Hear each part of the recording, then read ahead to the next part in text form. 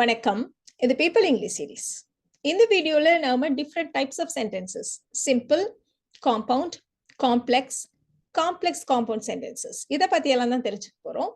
கூடவே இது எப்படி பிராக்டிஸ் பண்றது? நம்ம சாதாரணமா மேகசின்ஸ்ல, நியூஸ் பேப்பர்ல பார்க்குற சின்ன சின்ன பிக்சர்ஸ், அது தவிர வீட்ல சின்ன பிள்ளைங்க இருந்தாங்களான்னா, அவங்களுடைய பழைய ஸ்கூல் புக்ஸ்ல நெறைய படங்கள்லாம் இருக்கும் இல்லையா? அந்த பிக்சர்ஸ வச்சு எப்படி பிராக்டிஸ் பண்றது? அப்படின்றதையும் நம்ம சேர்த்து தெரிஞ்சுக்கலாம். சாதாரணமா ஒரு சப்ஜெக்ட், ஒரு வெர்ப் இருக்கிற முழுமையா அர்த்தம் தரக்கூடிய ஒரு சென்டென்ஸ நம்ம வந்து சிம்பிள் சென்டென்ஸ் அப்படின்னு நம்ம சொல்லுவோம். அஃப்கோர்ஸ் அதுல ஆப்ஜெக்ட், மாடிஃபயர்ஸ், அட்ஜெக்டிவ், அட்வெர்ப் இந்த மாதிரிலாம் இருக்கலாம். பட் ஒரே ஒரு சின்ன சென்டென்ஸ நம்ம வந்து சிம்பிள் சென்டென்ஸ் அப்படின்னு நம்ம சொல்லுவோம். 2, 3 சிம்பிள் சென்டென்சஸ் இந்த மாதிரி கோஆர்டினேட்டிங் கன்ஜங்ஷன்ஸ் இருக்கு இல்லையா? ஃபார், அண்ட், நார், பட், ஆர், எக்ஸ், சோ இந்த வார்த்தைகளை வச்சு நம்ம கனெக்ட் பண்ணோம்னா அதை வந்து நம்ம ஒரு காம்பவுண்ட் சென்டென்ஸ் அப்படின்னு நம்ம சொல்லுவோம். எதெல்லாம் கோஆர்டினேட்டிங் கன்ஜங்ஷன்ஸ் அப்படின்னு ஞாபகம் வச்சுக்கிறதுக்கு ஈஸியா இருக்கணுங்கிறதுக்காக இந்த மாதிரி சொல்லுவாங்க. ஃபேன் பாய்ஸ் அப்படின்ற கீவேர்டை நம்ம ஞாபகம் வச்சுக்கலாம். எஃப்னா ஃபார், ஆனா, அண்ட் இந்த மாதிரி. ஸோ இந்த மாதிரி நம்ம ஞாபகம் வச்சுக்கலாம். இந்த கோஆர்டினேட்டிங் கன்ஜங்ஷன்ஸை வச்சு 2 சிம்பிள் சென்டென்சஸை கனெக்ட் பண்ணோம் அப்படின்னா அது ஒரு காம்பவுண்ட் சென்டென்ஸா இருக்கும். அது தவிர நிறைய கன்ஜங்ஷன்ஸ் இருக்கு. ஃபார் எக்ஸாம்பிள், ஒரு விஷயம் எப்ப நடந்துச்சு? நான் வந்து படிச்சுட்டு இருந்தப்போ எங்க அம்மா என்ன கூப்பிட்டாங்க. ஸோ எப்ப கூப்பிட்டாங்க அப்படின்னா நான் படிச்சுட்டு இருந்தப்போ. ஸோ இந்த மாதிரி டைமை பத்தி பேசுறதுக்கு நமக்கு நிறைய கன்ஜங்ஷன்ஸ் இருக்கு. When, while, until, after, before, since, as soon as, once இந்த மாதிரி நிறைய வார்த்தைகள் இருக்கு. இந்த கன்ஜங்ஷன்ஸை யூஸ் பண்ணாலோ இல்லைனா ரீசன் சொல்றதுக்கும் நிறைய கன்ஜங்ஷன்ஸ் இருக்கு. Because, if, therefore, so, in order to, since இந்த மாதிரியான வார்த்தைகள். இது தவிர கன்செஷன் அப்படின்னு சொல்லுவோம். அதாவது கன்ஜங்ஷன்ஸ்லயே டு கான்ட்ராஸ்ட் ஐடியாஸை கனெக்ட் பண்றதுக்கு நம்ம வந்து தோ, ஆல்தோ, ஈவன் தோ, டெஸ்பைட் இந்த மாதிரியான கன்ஜங்ஷன்ஸ் எல்லாம் யூஸ் பண்ணுவோம். இந்த கன்ஜங்ஷன்ஸ் பத்தியெல்லாம் நம்ம தனித்தனியா வீடியோஸ் போட்டிருக்கோம். எப்படி ஒரு சென்டென்ஸ் ஸ்ட்ரக்சர் இருக்கணும், என்ன அர்த்தத்துல இதை யூஸ் பண்றோம், இந்த மாதிரியான விஷயங்களை எல்லாம் நீங்க அந்த வீடியோல தெரிஞ்சுக்கோங்க. இங்க இந்த லிஸ்ட்ல நம்ம கொடுத்துருக்கோம் இல்லையா?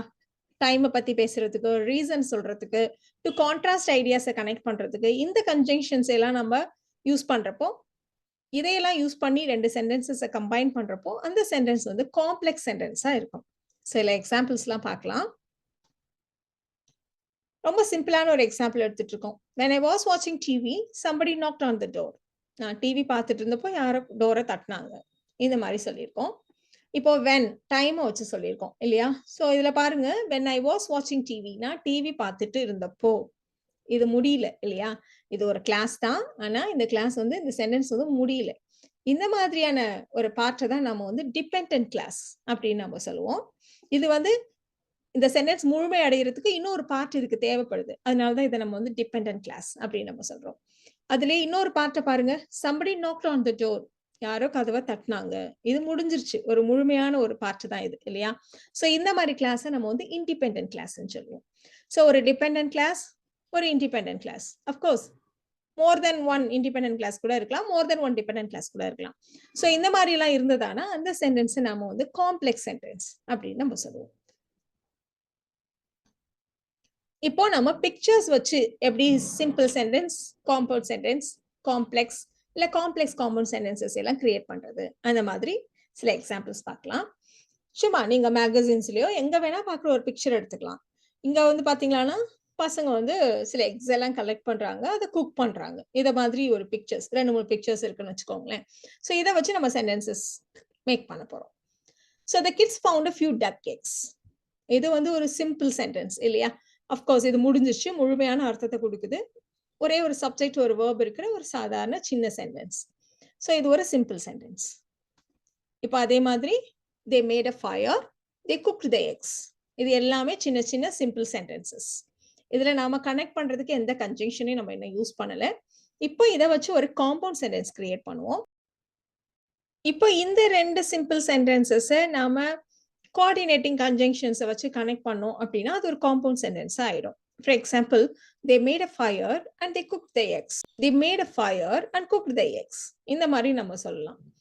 இப்போ நம்ம ஒரு காம்ப்ளெக்ஸ் சென்டென்ஸ் இதையே வச்சு, இப்போ அவங்க வந்து நெருப்பை உண்டாக்கியதும் முட்டைகளை சமைச்சாங்க அப்படின்னு சொல்றதா இருந்தா நம்ம வந்து ஒன்ஸ் யூஸ் பண்ணலாம், ஆஃப்டர் யூஸ் பண்ணலாம், as soon as யூஸ் பண்ணலாம். ஸோ இந்த மாதிரி எதையாவது ஒன்று யூஸ் பண்ணலாம். Once they made a fire, they cooked the eggs. after they made a fire they cooked the eggs. இந்த மாதிரிலாம் இதை சொல்லலாம். இதுல உருவாக்கியதும் அப்படின்றது முழுமை பெறல முடியல அந்த சென்டென்ஸ். அப்ப அது வந்து ஒரு டிபெண்டன்ட் கிளாஸ்.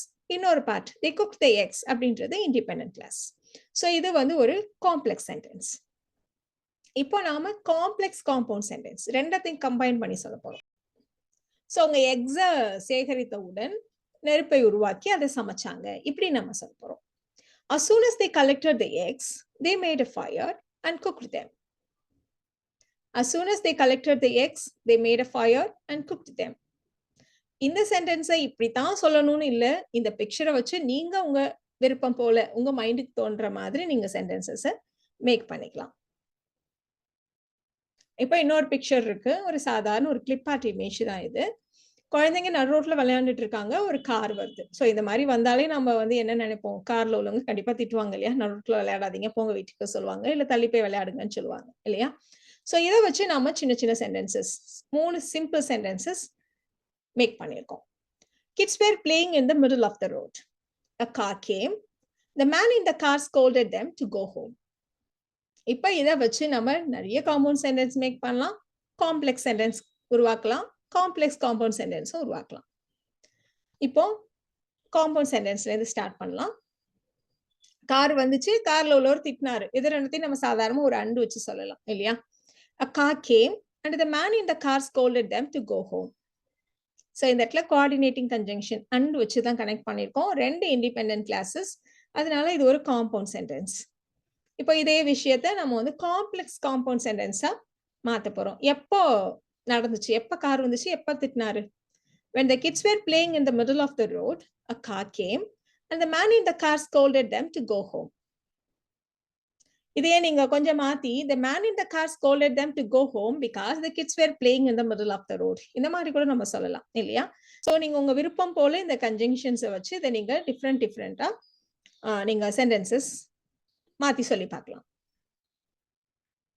இப்போ இன்னொரு பிக்சர், ரொம்ப சாதாரண ஒரு பிக்சர் தான், யாருக்கோ பல்வலி மாதிரி தெரியுது. அதை வச்சு நம்மள 3 சென்டென்ஸ் சொல்ல போறோம். என்னோட சிஸ்டருக்கு பல்லுவலி, ஆனா அவ டாக்டர்கிட்ட போக மாட்டேன்னு சொல்லிட்டா, அவளாவே கொஞ்சம் க்ளோ ஆயில் அப்ளை பண்ணிட்டா அப்படின்னு நம்ம சொல்ல போறோம். So my sister had a toothache. She refused to go to the dentist. She applied clove oil to reduce the pain. So இததான் 3 சிம்பிள் சென்டென்சஸ். இப்போ ஒரு காம்ப்ளெக்ஸ் சென்டென்ஸ் சொல்லலாம். ஸோ காம்ப்ளெக்ஸ் சென்டென்ஸ்ன்றப்போ நம்ம வந்து ஒரு டிபெண்டன்ட் கிளாஸ் இருக்கும், ஒரு இண்டிபெண்டன்ட் கிளாஸ் இருக்கும் இல்லையா. ஸோ இந்த இடத்துல 2 கான்ட்ராஸ்ட் ஐடியாஸ் இருக்கு. எனக்கு அவளுக்கு பல்லுவலி, ஆனா கூட அவ வந்து டாக்டர்கிட்ட போல. ஸோ இதை தான் நம்ம சொல்ல போறோம். Though my sister had a toothache, she refused to go to the dentist. இப்போ ஒரு complex compound sentence. Though my sister had a toothache, she refused to go to the dentist and she applied clove oil to reduce the pain. ரொம்ப simple இல்லையா.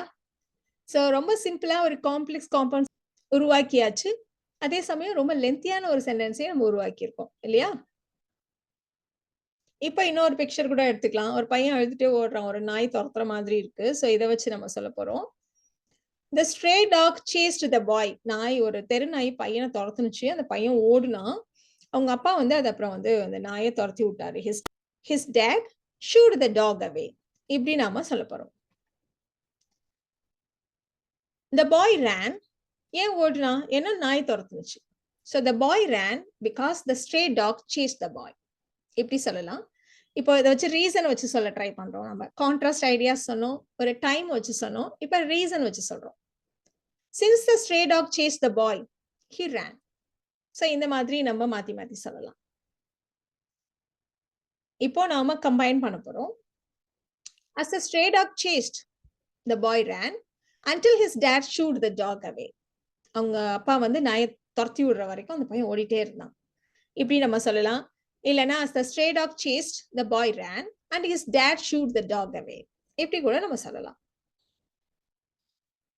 இப்போ சில pictures எடுத்துக்கலாம் உங்களுடைய பிராக்டிஸ்க்காக. So இங்க ஒரு பிக்சர் இருக்கு, ரீசன் வச்சு, அதாவது because, if, therefore, so, in order to, since, இந்த மாதிரியான கன்ஜங்ஷன்ஸ் வச்சு இதில் நீங்க ஒரு சின்ன காம்பவுண்ட் சென்டென்ஸோ ஒரு காம்ப்ளெக்ஸ் சென்டென்ஸோ எப்படி கொண்டு வருது அப்படின்னு நம்ம ட்ரை பண்ணலாம். ஸோ இதுக்கு ஒரு ஸ்டார்டிங் சென்டென்ஸ் மாதிரி, the boy didn't stop crying. ஏன்னா பிகாஸ் அப்படி நம்ம சொல்லலாம். இப்ப அதே மாதிரி இந்த பையன் he didn't stop crying அப்படின்னா எப்போ எப்போ அழுதான் அந்த மாதிரி அப்படிங்கிறதுக்கு when, while, until, after, before இந்த மாதிரியான கன்ஜங்ஷன்ஸ் வச்சும் நீங்க ஒரு காம்ப்ளெக்ஸ் சென்டென்ஸை மேக் பண்ணலாம். இப்போ சின்ன சின்ன சென்டென்சஸ் 2-3 சென்டென்சஸ் கிரியேட் பண்ணி அதையெல்லாம் கம்பைன் பண்ணி ஒரு காம்ப்ளெக்ஸ் காம்பவுண்ட் சென்டென்ஸையும் நீங்க உருவாக்கலாம். அதே மாதிரி பிராக்டிஸ்க்கு இன்னொரு பிக்சர் கூட இருக்கு.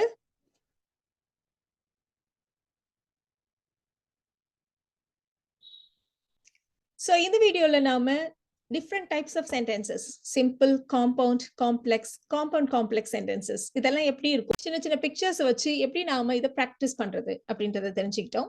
இந்த வீடியோ உங்களுக்கு யூஸ்ஃபுல்லா இருக்கும்னு நினைக்கிறேன். Thank you so much.